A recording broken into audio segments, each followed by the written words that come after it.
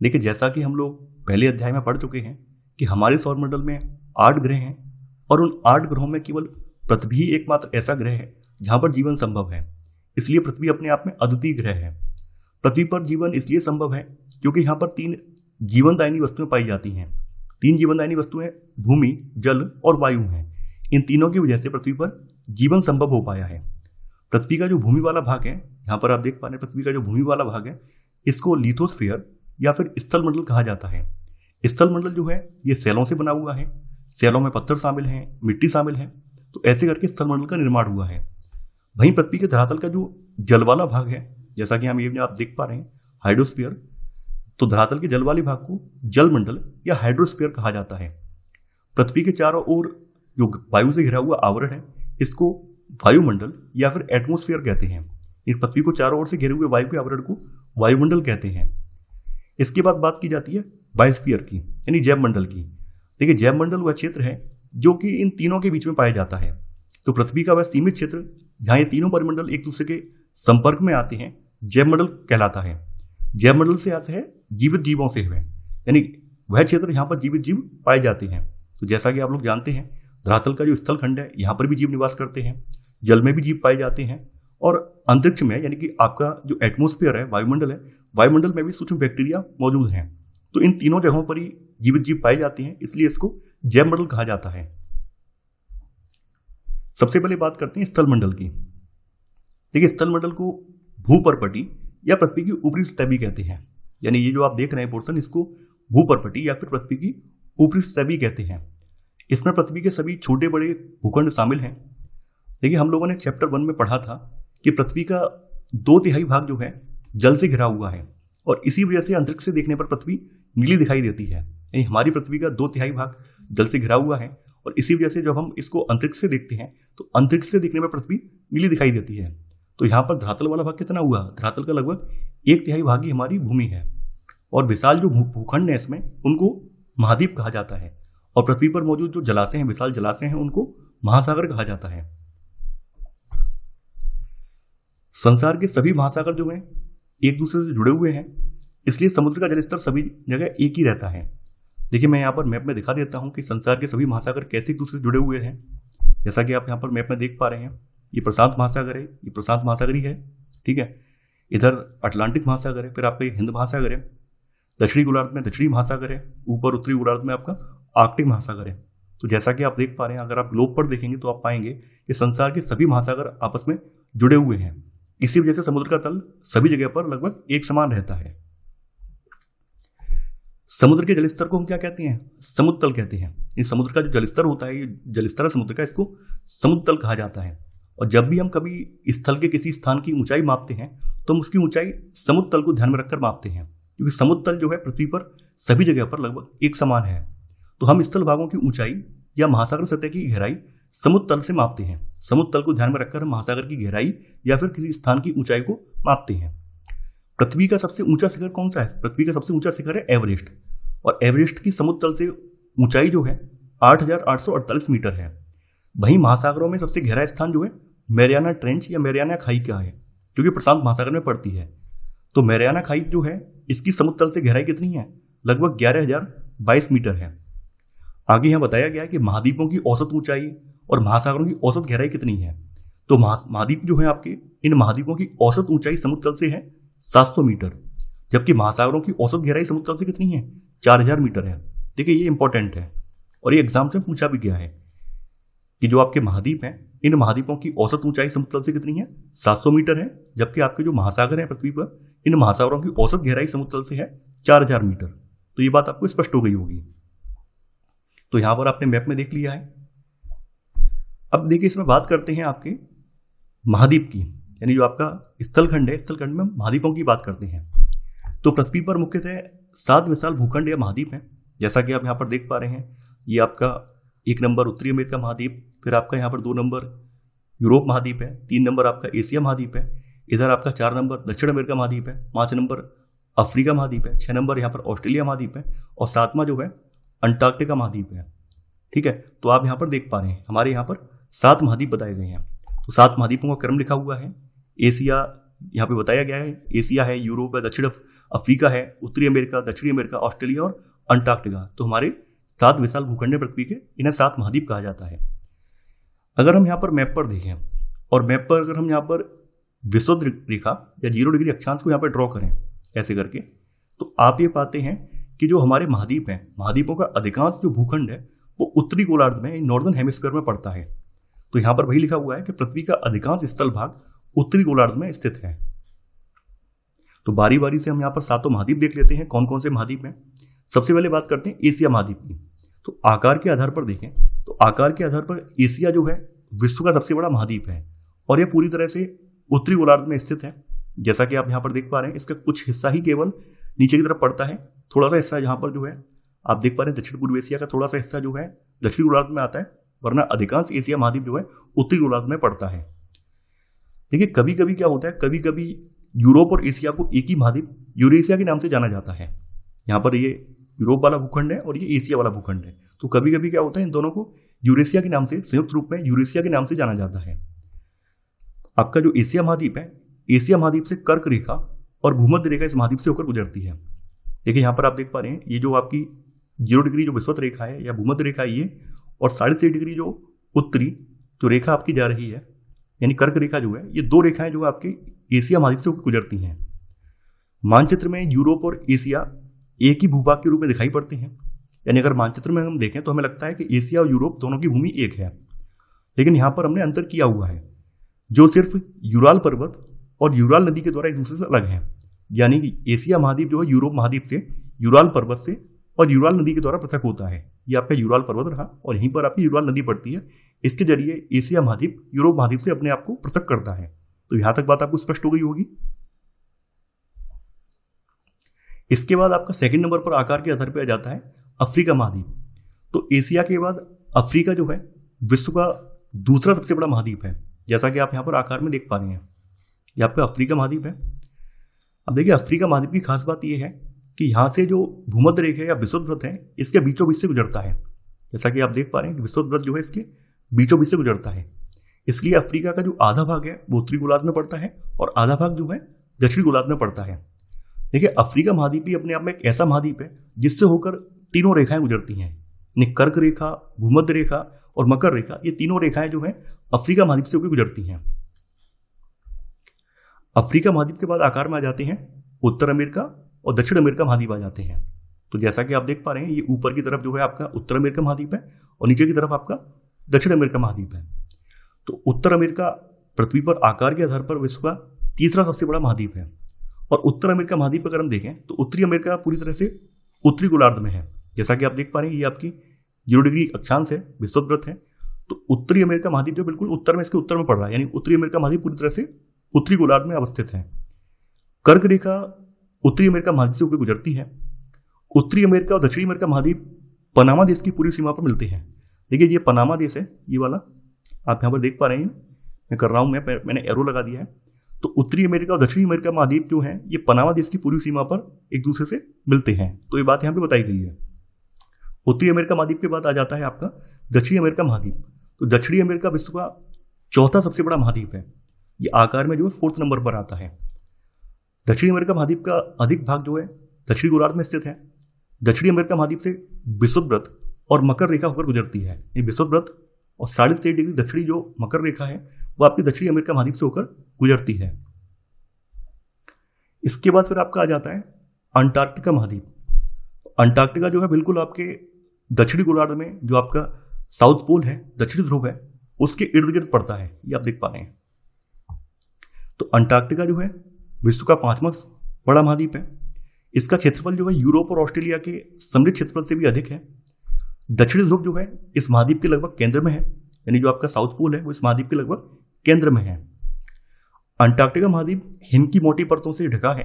जैसा कि हमने इसके बारे में पहले भी जाना था कि अंटार्कटिका महाद्वीप, क्योंकि यहाँ पर सूर्य की सीधी किरणें नहीं पड़ पाती हैं, दक्षिणी गोलार्ध में बिल्कुल दक्षिणी ध्रुव के इर्द गिर्द मौजूद है, तो इसलिए यहाँ पर क्या है, इसलिए यहाँ पर वर्ष भर बर्फ जमी रहती है। तो यहाँ पर हिम की मोटी परत से ढका हुआ है। ये संसार में केवल यही एक ऐसा महाद्वीप है जहाँ पर मनुष्य निवास नहीं करते हैं। यहाँ पर केवल कुछ साइंटिफिक रिसर्च सेंटर खोले गए हैं, विभिन्न देशों के साइंटिफिक रिसर्च सेंटर यहाँ पर अवस्थित हैं। वैसे यहाँ पर कोई निवास स्थान नहीं है। इसके बाद आपका आ जाता है अगला महाद्वीप यूरोप महाद्वीप, जो कि आप यहाँ पर देख पा रहे हैं। तो यूरोप जो महाद्वीप जो है क्षेत्रफल की दृष्टि से विश्व का छठा महाद्वीप है, और यह महाद्वीप जो है एशिया के पश्चिम में पड़ता है। जैसा कि अभी हमने बताया था कि यूराल पर्वत, यूराल नदी जो है इसको एशिया महाद्वीप से अलग करती है। आर्कटिक वृत्त, आर्कटिक वृत्त का मतलब जानते होंगे आप, 66.5 डिग्री उत्तरी जो वृत्त है वो इस महाद्वीप से होकर गुजरता है। तो यहाँ पर आपका आर्कटिक वृत्त जो है यूरोप महाद्वीप से होकर गुजरता है, ये बताया गया है। अब आपका आ जाता है ऑस्ट्रेलिया महाद्वीप। तो ऑस्ट्रेलिया जो है विश्व का सबसे छोटा महाद्वीप है। जैसा कि आप यहाँ पर मैं अपने देख पा रहे हैं ऑस्ट्रेलिया महाद्वीप है ये। पूरा ऑस्ट्रेलिया महाद्वीप जो है दक्षिण गोलार्ध में स्थित है। देखिए ये आपकी जा रही है इक्वेटर लाइन, विषुववृत्त जा रहा है, ये वाला 0 डिग्री अक्षांश जा रहा है। तो इसके दक्षिण में पूरा ये महाद्वीप पड़ता है, यानी ऑस्ट्रेलिया महाद्वीप आपका जो है पूरी तरह से दक्षिणी गोलार्ध में है। और ऑस्ट्रेलिया महाद्वीप जो आकार में भी छोटा है। इसके अलावा ऑस्ट्रेलिया महाद्वीप चारों तरफ से समुद्र से भी घिरा हुआ है, इसी वजह से इसे द्वीपीय महाद्वीप भी कहते हैं। अब आपकी आती हैं पृथ्वी की स्थलाकृतियां। तो जैसा कि हम लोग जानते हैं पृथ्वी के धरातल पर प्रत्येक स्थान एक समान नहीं है। पृथ्वी के धरातल के कुछ भाग बहुत ऊबड़ खाबड़ हैं और समुद्र तल से कई हजार मीटर ऊंचे भी हैं। पृथ्वी के धरातल के कुछ भाग समतल हैं और कुछ भाग जो है समुद्र तल से उठे हुए हैं। तो स्थल की जो ये आकृतियां हैं इनको अलग अलग नामों से जाना जाता है। मुख्य रूप से इन्हें पर्वत, पठार और मैदान, इन 3 वर्गों में रखा जाता है। तो पर्वत, पठार और मैदान धरातल की मुख्य स्थलाकृतियां हैं। तो आगे हम इनकी विशेषताएं देखेंगे कि पर्वत, पठार और मैदान की विशेषताएं क्या क्या होती हैं, वो हम यहाँ पर देखेंगे। तो सबसे पहले बात करते हैं पर्वत की। तो देखिए पर्वत उस भूखंड को कहते हैं जो आसपास के क्षेत्र से बहुत अधिक ऊंचा होता है। जैसा कि आप यहाँ पर इमेज में देख पा रहे हैं, यानी आसपास के क्षेत्र से काफी ज्यादा ऊंचाई पर स्थित भूखंड जो है पर्वत कहलाता है। पर्वत बहुत ऊंची पहाड़ियों का समूह होता है और लंबी श्रृंखलाओं के रूप में फैला होता है। पर्वत जो है कई किलोमीटर, कई हजार किलोमीटर लंबी श्रृंखलाओं में फैले होते हैं। इन श्रृंखलाओं को पर्वत श्रेणियां कहते हैं। जैसे आपके हिमालय पर्वत में भी कई सारी पर्वत श्रेणियां मौजूद हैं। पर्वतों में प्राय समांतर श्रेणियां होती हैं जो सैकड़ों किलोमीटर की लंबाई में फैली होती हैं। हिमालय पर्वत का उदाहरण है। जैसा कि आपने जानते होंगे हिमालय पर्वत में कितनी श्रेणियां हैं, बृहद हिमालय, फिर आपका लघु हिमालय, फिर शिवालिक, ठीक है, ये आपने पढ़ा होगा। तो पर्वतों में प्राय समांतर श्रेणियां होती हैं, तो और ये समांतर श्रेणियां जो है सैकड़ों किलोमीटर तक फैली होती हैं। तो आपका हिमालय पर्वत जो है इसका एक यूनिक एग्जाम्पल भी है। पर्वतों की बात करें तो पर्वत जो है भिन्न भिन्न ऊंचाइयों के और आकृतियों के होते हैं। पर्वतों की ऊंचाइयों में और आकृतियों में ये मुख्य अंतर जो है इनकी आयु में भिन्नता की वजह से आता है। जैसे हिमालय की बात करें तो हिमालय जैसे पर्वत जो है बहुत अधिक ऊंचे हैं, क्योंकि हिमालय के जो शिखर हैं काफी ज्यादा नुकीले हैं, और नुकीले होने का मतलब ये है कि हिमालय की आयु बहुत कम है। इसी वजह से इनके जो शिखर हैं उनका अपर्दन हुआ नहीं है और वो अभी भी काफी ज्यादा नुकीले हैं। दूसरी ओर भारत के अरावली जैसे जो पर्वत हैं ये कम ऊंचाई के हैं और इनके शिखर कैसे हो गए हैं, गोलाकार हो गए हैं, यानी कि समय के साथ अपर्दन होने की वजह से ऊपर से घिस गए हैं, क्योंकि इनकी आयु बहुत अधिक है। तो आपको बात स्पष्ट हो गई होगी, जिन पर्वतों की आयु कम होती है उनके शिखर काफी ज्यादा नुकीले होते हैं, और जिन पर्वतों की आयु या जिन पर्वतों की ऊंचाई और ऊपर के जो शिखर हैं वो कम नुकीले होते हैं, तो उनका मतलब ये होता है पर्वत काफी पुराने होते हैं और समय के साथ उनका अपर्दन हो जाता है। इस वजह से उनके शिखर वगैरह जो है घिस जाते हैं और उनकी ऊंचाइयां भी कम हो जाती हैं। तो हिमालय पर्वत जो है काफी युवा पर्वत है, वहीं भारत का अरावली पर्वत जो है एक वृद्ध या फिर काफी ज्यादा पुराना पर्वत है। तो ये बात आपके मन में स्पष्ट हो गई होगी। मध्य एशिया की बात की गई है कि मध्य एशिया में स्थित पामीर पठार की गांठ से पर्वत श्रृंखलाएं भिन्न दिशाओं में फैली हुई हैं। देखिए मध्य एशिया में पामीर पठार की एक गांठ है, तो पामीर पठार की गांठ से मध्य एशिया में कई जगह पर पर्वत श्रेणियां ऐसी फैली हुई हैं। ये बात अभी बताई गई है। अब बात करते हैं पठार। देखिए पठार जो है आसपास की जो नीची भूमि से एकदम सीधा उठा हुआ विस्तृत और लगभग समतल भूभाग पठार होता है। हमारे देश में दक्कन का पठार इसका एक अच्छा उदाहरण है। पठार जो है केवल भारत में ही नहीं बल्कि दुनिया के अन्य देशों में भी पाए जाते हैं, जैसे अफ्रीका, ऑस्ट्रेलिया, एशिया और उत्तरी अमेरिका के बहुत बड़े भाग पठार हैं। संसार का सबसे ऊंचा पठार जो है वो तिब्बत का पठार है। तिब्बत का पठार संसार का सबसे ऊंचा पठार है। तो ये बात आपको स्पष्ट हो गई होगी। पठार क्या होता है? पठार जो है आसपास की नीची भूमि से एकदम सीधा उठा हुआ विस्तृत और लगभग समतल भूभाग होता है। पर्वत के जैसे नुकीला भाग भूभाग नहीं होता है, बल्कि कैसा होता है, काफी ज्यादा विस्तृत और लगभग समतल भूभाग होता है। इसको पठार कहा जाता है। अब मैदान की बात करते हैं। अपेक्षाकृत समतल और लक्षण भी नीचे भूभाग को मैदान कहते हैं। मैदानों की विशेषता बताई गई है कि कुछ मैदान तो एकदम सपाट होते हैं और कुछ थोड़े ऊंचे नीचे होते हैं। नहीं, कभी कभी मैदान सपाट भी हो सकते हैं और कभी कभी थोड़े बहुत ऊबड़ खाबड़ भी हो सकते हैं। अधिकतर मैदान जो है नदियों और उनकी सहायक नदियों के द्वारा बने हैं। नदियाँ पर्वतीय ढालों से बहाकर लाए अपरदित पदार्थों का अपने मार्ग के दोनों ओर घाटियों में जमाव करती हैं और ऐसे करके मैदान बनते हैं। लेकिन नदियाँ क्या है, नदियाँ पर्वतों से निकलती हैं, तो पर्वतों से निकलते समय अपने साथ क्या करती हैं, पर्वतों का अपरदन करती हैं। तो पर्वतों के जो अपरदित पदार्थ होते हैं जैसे कंकड़ पत्थर हैं, बालू, कांप या चिकनी मिट्टी हैं, तो इनको नदियाँ अपने साथ बहाकर लाती हैं और बहाकर लाने के उपरांत मार्ग में इनका क्या करती हैं, अपने किनारों पर निक्षेपण करती जाती हैं। तो इन निक्षेपित पदार्थों से मैदानों का विकास होता है। तो भारत का उत्तरी विशाल मैदान या गंगा का मैदान इसका एक अच्छा उदाहरण है। स्थल मंडल के बाद अब आपका आता है जल मंडल। जैसा कि मैंने आपको स्टार्टिंग में बताया था, पृथ्वी के धरातल का लगभग 2/3 भाग जल से ढका हुआ है। पृथ्वी के धरातल पर विशाल जलाशय होने के कारण महासागर जो है जलमंडल के प्रमुख अंग हैं। धरातल पर जलाशय के अन्य स्रोतों में झील और नदियां भी शामिल हैं। तो सबसे पहले बात कर लेते हैं महासागरों की। तो विशाल जलाशय जो महाद्वीपों के द्वारा एक दूसरे से अलग होते हैं महासागर कहलाते हैं। आपके पृथ्वी पर 5 बड़े महासागर मौजूद हैं जिनका क्रम यहाँ पे लिखा हुआ है। ये आकार की दृष्टि से इनका क्रम यहाँ बताया गया है। सबसे बड़ा महासागर आपका प्रशांत महासागर है। प्रशांत के बाद फिर आपका अटलांटिक महासागर आता है। अटलांटिक के बाद हिंद महासागर। हिंद के बाद आपका अंटार्कटिक महासागर। अंटार्कटिक को दक्षिणी महासागर भी कहा जाता है। फिर आपका आता है आर्कटिक महासागर। तो बारी बारी से हम इन 5 महासागरों को देखेंगे कहाँ कहाँ पर ये अवस्थित हैं। सबसे पहले बात करते हैं प्रशांत महासागर की। जैसा कि आप यहाँ पर देख पा रहे हैं, देखिए ये कवर है। ये देखिए दोनों तरफ ये आपका जो है उत्तरी अमेरिका महाद्वीप है और नीचे की तरफ यहाँ पर ये दक्षिणी अमेरिका महाद्वीप है। ठीक इस तरफ आप देख पा रहे हैं ये आपका एशिया महाद्वीप है और नीचे तक ऐसे आप आते जाएंगे फिर आपका आ जाएगा इधर ऑस्ट्रेलिया महाद्वीप। ठीक है, तो बीच का जो भाग है ये वाला जो पूरा पोर्शन आप देख रहे हैं ये वाला, ठीक है, ये आपका पैसिफिक ओशियन है, प्रशांत महासागर है। तो प्रशांत महासागर सबसे बड़ा महासागर है। इसका क्षेत्रफल सभी महाद्वीपों के कुल क्षेत्रफल से भी बड़ा है और ये काफ़ी ज़्यादा गहरा भी है। यानी अन्य महासागरों की अपेक्षा प्रशांत महासागर अधिक गहरा है। अगर आपसे एक सवाल कहीं पूछा जाता है कि संसार का सबसे गहरा महासागर कौन सा है, तो आप बता देंगे प्रशांत महासागर संसार का सबसे गहरा महासागर है।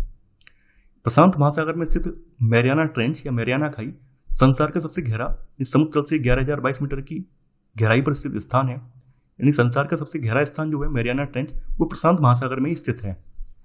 प्रशांत महासागर के एक ओर एशिया और ऑस्ट्रेलिया महाद्वीप है, वहीं दूसरी ओर उत्तरी और दक्षिणी अमेरिका महाद्वीप उपस्थित हैं, जैसा कि आप यहाँ पर मैप में देख पा रहे हैं। अब है आपका अटलांटिक महासागर। तो आप देख पा रहे हैं अटलांटिक महासागर यानी आपका ये नॉर्थ अमेरिका का पूर्व हिस्सा है और ये आपका दक्षिण अमेरिका का पूर्वी हिस्सा है। इधर आप देख पा रहे हैं ये अफ्रीका महाद्वीप का पश्चिमी हिस्सा है, यूरोप का पश्चिमी हिस्सा है। इसके बीच में मैंने जो पूरा लाइन ड्रॉ की है यहाँ पे बीच में आपका अटलांटिक ओशियन ये पड़ता है। तो अटलांटिक महासागर एक और उत्तरी और दक्षिणी अमेरिका से, एक साइड में इसके उत्तरी अमेरिका दक्षिणी अमेरिका पड़ता है और वहीं दूसरी ओर यूरोप और अफ्रीका महाद्वीपों से घिरा हुआ है। दूसरी ओर इसका यूरोप पड़ रहा है और अफ्रीका महाद्वीप पड़ रहा है। तो इन 4 महाद्वीपों से ये घिरा हुआ महासागर है। अटलांटिक महासागर की जो तटरेखा है बहुत ज़्यादा कटी फटी है। इसी कारण इसकी लंबाई प्रशांत और हिंद महासागरों की तटरेखाओं की कुल लंबाई से अधिक है। देखिए प्रश्न ये काफ़ी इंपॉर्टेंट है और एग्जाम में पूछा भी गया है कि कौन से महासागर की तटरेखा की लंबाई ज़्यादा है। तो अटलांटिक महासागर की तटरेखा की लंबाई प्रशांत और हिंद महासागरों की तटरेखा की अपेक्षा अधिक है, क्योंकि अटलांटिक महासागर की जो तटरेखा है बहुत ज़्यादा कटी फटी है। देखिए तटरेखा कटी फटी होने का एक लाभ ये भी है कि जो कटी फटी तटरेखा होती है ये समुद्री पोतों को आश्रय प्रदान करती है। तो इस वजह से आप यहाँ पर देखेंगे कि अटलांटिक महासागर के चारों ओर अच्छे खासे समुद्री बंदरगाहों का विकास हुआ है। इसी वजह से यहाँ पर समुद्री व्यापार के लिहाज से ये काफ़ी ज़्यादा व्यस्तम महासागर माना जाता है। यानी व्यापार की दृष्टि से यह संसार का सबसे व्यस्त महासागर है, क्योंकि यहाँ की तटरेखा ने यहाँ के जो भी बंदरगाह हैं उनके लिए आदर्श स्थितियाँ प्रदान की हैं। इसी वजह से इस महासागर में समुद्री व्यापार का विकास ज़्यादा हुआ है। तो व्यापार की दृष्टि से यह संसार का सबसे व्यस्ततम महासागर है। अब है आपका हिंद महासागर। देखिए हिंद महासागर ये अपने आप में एक ऐसा महासागर है जिसका नाम किसी देश अर्थात भारत के नाम पर इसका नाम रखा गया है। तो हिंद महासागर का जो नाम रखा गया है ये भारत देश के नाम पर इसका नाम रखा गया है। हिंद महासागर 3 ओर से स्थल से घिरा हुआ है। यानी हिंद महासागर के उत्तर में एशिया महाद्वीप पड़ता है, इसके पूर्व में ऑस्ट्रेलिया महाद्वीप पड़ता है, वहीं इसके पश्चिम में अफ्रीका महाद्वीप पड़ता है। अब है आपका अंटार्कटिक महासागर।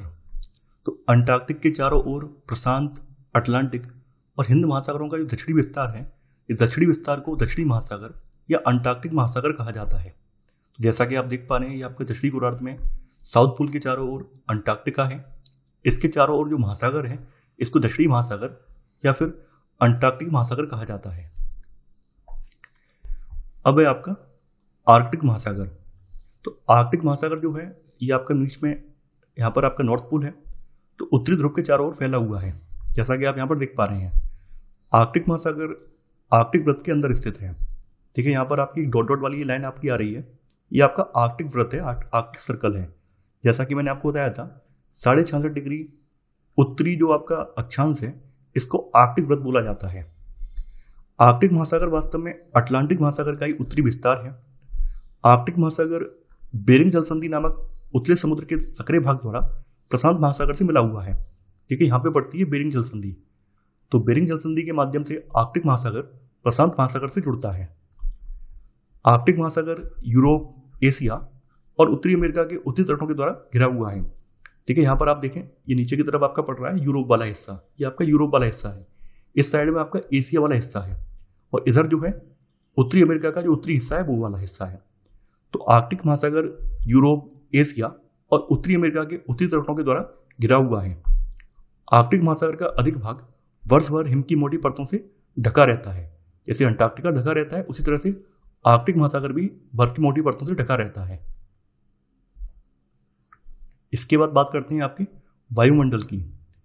तो पृथ्वी को चारों ओर से घेरे वायु के आवरण को वायुमंडल कहते हैं और वायुमंडल धरातल से कम 1600 किलोमीटर की ऊंचाई तक फैला हुआ है। वास्तव में वायुमंडल की लगभग 97% वायु धरातल के ही निकट पाई जाती है और जैसे जैसे हम ऊंचाई पे बढ़ते जाते हैं वैसे वैसे ऊंचाई बढ़ने के साथ जो वायु की सघनता है वो विरल होती जाती है, वायु सघन से विरल होती जाती है। वायु की बात करें तो वायु जो है कई प्रकार की गैसों का मिश्रण है, जैसे नाइट्रोजन, ऑक्सीजन और कार्बन डाइऑक्साइड, इन सब का ही मिश्रण है। धरातल के निकट वायु में इन गैसों का जो अनुपात है वो अनुपात इस प्रकार से है, यानी कि वायु में नाइट्रोजन की मात्रा 78% है, ऑक्सीजन की मात्रा 21% है और अन्य गैसें जो है 1% हैं। जैसा कि हम सब लोग जानते हैं ऑक्सीजन जो है प्राणदायिनी या जीवनदायिनी गैस बोली जाती है। नाइट्रोजन जो है सभी प्रकार के जीवधारियों की वृद्धि में सहायक होती है। कार्बन डाइऑक्साइड और पानी पेड़ पौधों की वृद्धि में सहायक होते हैं। तो यहाँ पर बताया गया है कि कौन सी गैस का रोल क्या है, तो आप यहाँ पर देख पा रहे हैं। वायुमंडल में बताया गया है कि वायुमंडल का जो निचला वाला भाग है, निचले वाले भागों में जलवाष्प मौजूद होती है, जैसा कि आप यहाँ देख पा रहे हैं बादलों के रूप में। तो वायुमंडल के निचले भागों में जलवाष्प होती है, इससे पृथ्वी पर वर्षा और हिमपात होता है। वायु के घनत्व में ऊंचाई के अनुसार अंतर आता जाता है, यानी जैसे जैसे आप ऊपर बढ़ते जाएंगे वैसे वैसे वायु के घनत्व में अंतर आता जाएगा। वायु का घनत्व समुद्र तल पर सबसे अधिक होता है, लेकिन ऊंचाई बढ़ने के साथ तेजी से घटता जाता है। यानी आपने देखा होगा पर्वतारोही जब किसी ऊंचाई वाली चोटी पर चढ़ते हैं तो अपने साथ ऑक्सीजन का सिलेंडर लेकर जाते हैं, क्योंकि ऊपर जाने के साथ जो वायु का घनत्व कम हो जाता है और ऑक्सीजन की मात्रा भी कम हो जाती है, तो इस वजह से उन्हें सांस लेने में दिक्कत होती है। इसी वजह से वो अपने साथ ऑक्सीजन का सिलेंडर लेकर जाते हैं। तो समुद्र तल पर वायु का जो दाब है या वायु दाब है या वायु का घनत्व है ये सबसे अधिक होता है, लेकिन ऊंचाई बढ़ने के साथ साथ तेजी से ये घटता जाता है। जैसे जैसे हम धरातल से ऊपर बढ़ते जाते हैं वायुमंडल का तापमान भी कम होता जाता है। हम सभी लोग जानते हैं कि वायु में क्या होता है, भार होता है, इसलिए यह धरातल पर दबाव डालती है। हमें महसूस नहीं होता है, लेकिन वायु में क्या है, भार होता है और वायु का जो भार है ये धरातल पर दबाव डालता है। कैसे डालता है वो अभी हम देखेंगे। ठीक है, जैसा कि हम लोग जानते हैं धरातल पर वायुमंडल के दबाव की मात्रा स्थान स्थान पर भिन्न होती है। कहीं पर उच्च दाब होता है, कहीं पर निम्न दाब होता है। और आगे के चैप्टर में आप पढ़ेंगे वायु जो है उच्च दाब से हाई प्रेशर जोन से लो प्रेशर जोन की ओर बहती है, यानी वायु जो है उच्च दाब से निम्न दाब क्षेत्र की ओर चलती है। तो वायु दाब के इस अंतर के कारण वायु में गति उत्पन्न होती है और गतिशील वायु को पवन कहते हैं। यानी जब वायु उच्च दाब से निम्न दाब की ओर जाती है तो वायु में क्या होती है, गति होती है। तो गति होने की वजह से क्या होता है, पवन चलती है। तो गतिशील वायु को पवन कहते हैं, यहाँ पे बताया गया है। वायुमंडल जो है पृथ्वी के लिए कंबल की तरह कार्य करता है, जिसके कारण दिन और रात के तापमानों में अधिक अंतर नहीं हो पाता है। यानी पृथ्वी के अंदर जो वायुमंडल है, वायुमंडल क्या करता है, कंबल की तरह काम करता है। कंबल की तरह काम करने का मतलब यह है कि पृथ्वी के अंदर जो ऊष्मा आती है उसको रोके रखता है, और जो अतिरिक्त ऊष्मा है उसको बाहर नहीं जाने देता है, बैलेंस बनाए रखता है। इसी वजह से पृथ्वी पर बहुत ज़्यादा गर्मी और सर्दी का एहसास नहीं हो पाता है। जिन ग्रहों पर वायुमंडल नहीं है वहाँ पर क्या होता है, दिन के समय तापमान 100 डिग्री सेल्सियस से ऊपर पहुँच जाता है और रात के समय -100 तक पहुँच जाता है, जबकि पृथ्वी पर ऐसा नहीं होता है क्योंकि पृथ्वी पर वायुमंडल मौजूद है। अब है जैव मंडल। तो जैव मंडल के बारे में हमने आपको स्टार्टिंग में बताया था कि धरातल पर एक सीमित क्षेत्र ऐसा है जहां भूमि, जल और वायु एक दूसरे के संपर्क में आते हैं। जैसा कि आप यहाँ डायग्राम में देख पा रहे हैं कि एक सीमित क्षेत्र ऐसा है जहाँ पर भूमि, जल और वायु एक दूसरे के संपर्क में आते हैं, और इस सीमित क्षेत्र में जीवन के लिए अनुकूल परिस्थितियाँ हैं और इसी वजह से यहाँ पर जीवन स्टार्ट होता है। तो इसे जैव मंडल कहते हैं। जैव मंडल में विभिन्न प्रकार के जीव और पेड़ पौधे पाए जाते हैं। जैव मंडल में सूक्ष्म जीव से लेकर, इन सूक्ष्म जीव या जीवाणु से लेकर बड़े वृक्ष अथवा विशालकाय जो जीव हैं जैसे व्हेल, हाथी, ये सब पाए जाते हैं। यहाँ पर मौजूद जीवों को मुख्य रूप से 2 वर्गों में डिवाइड किया जा सकता है। एक तो वनस्पति जात, दूसरा है प्राणी जगत। तो इनके बारे में हम लोग जानते हैं वनस्पतियों में क्या क्या आता है। वनस्पतियों में पेड़ पौधे ये सब आ जाते हैं, और प्राणी जगत में पशु पक्षी, मानव, ये सब शामिल है। जैव मंडल में जो मनुष्य है ये सबसे महत्वपूर्ण है। पृथ्वी के जो जितने भी आपके परिमंडल हैं किसी न किसी रूप में एक दूसरे को प्रभावित करते हैं। अगर इनमें से किसी का संतुलन बिगड़ता है तो उनका प्रभाव अन्य पर भी पड़ता है, और ये सब चीज़ें हम आगे चल के विस्तार से पढ़ेंगे भी। तो इसी के साथ हमारा ये चैप्टर यहाँ पर समाप्त हो जाता है। मैं आशा करता हूँ कि आपको ये चैप्टर अच्छे से समझ में आया होगा। आप लोग इस वीडियो को लाइक और शेयर करना बिल्कुल मत भूलिए। तो चलिए आज के लिए बस इतना ही। Thanks for watching. जय हिंद।